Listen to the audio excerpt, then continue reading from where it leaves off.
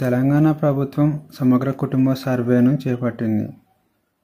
దీనికి చైర్మన్గా ఉత్తమ్ కుమార్ రెడ్డి, వైస్ చైర్మన్గా దామోదర్ రాజనరసింహ, ముఖ్య కార్యదర్శి సందీప్ కుమార్ సుల్తానియా, నోడల్ అధికారి అనిదీప్ దురిశెట్టి, పొన్నం ప్రభాకర్ అండ్ సీతక్క ఇద్దరు మెంబర్స్గా ఉన్నారు.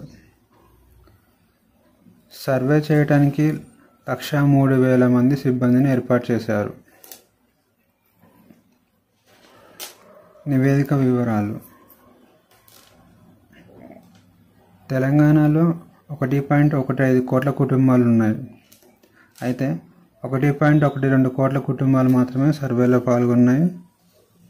3.64 లక్షల కుటుంబాలు సర్వేకి దూరంగా ఉన్నాయి. పర్సంటేజ్ వైజ్గా చూసుకుంటే ఆల్మోస్ట్ 97% కుటుంబాలు సర్వేలో పాల్గొన్నాయి. ఓన్లీ 3% మాత్రమే సర్వేకి దూరంగా ఉన్నాయి. జనాభా పరంగా చూసుకుంటే 3.54 కోట్ల మంది సర్వేలో పాల్గొన్నారు. కేవలం 16 లక్షల మంది మాత్రమే సర్వేకి దూరంగా ఉన్నారు. ఈ నివేదిక ప్రకారం 1.79 కోట్ల మంది పురుషులు ఉన్నారు. 1.75 కోట్ల మంది మహిళలు ఉన్నారు. 13,774 థర్డ్ జెండర్ వాళ్ళు ఉన్నారు. పర్సంటేజ్ వైజ్గా చూసుకుంటే 50.5% పురుషులు, 49.4% మహిళలు, 0.04% థర్డ్ జెండర్ వాళ్ళు ఉన్నారు. అయితే కులాల వారీగా చూసుకుంటే 1.64 కోట్ల మంది బీసీలు ఉన్నారు. 61.8 లక్షల మంది ఎస్సీలు ఉన్నారు. 37 లక్షల మంది ఎస్టీలు ఉన్నారు.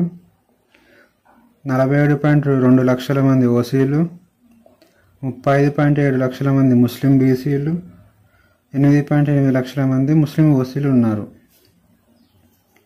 అయితే పర్సంటేజ్ వైజ్గా చూసుకుంటే 46.25% బీసీలు, 17.4% ఎస్సీలు, 10.45% ఎస్టీలు, 13.21% ఓసీలు, 10% ముస్లిం బీసీలు, 2.48% ముస్లిం ఓసీలు ఉన్నారు.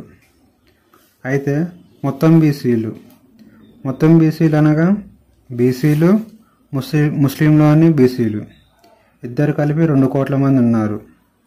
అయితే వీళ్ళ పర్సంటేజ్ ఎంతంటే 56.33%.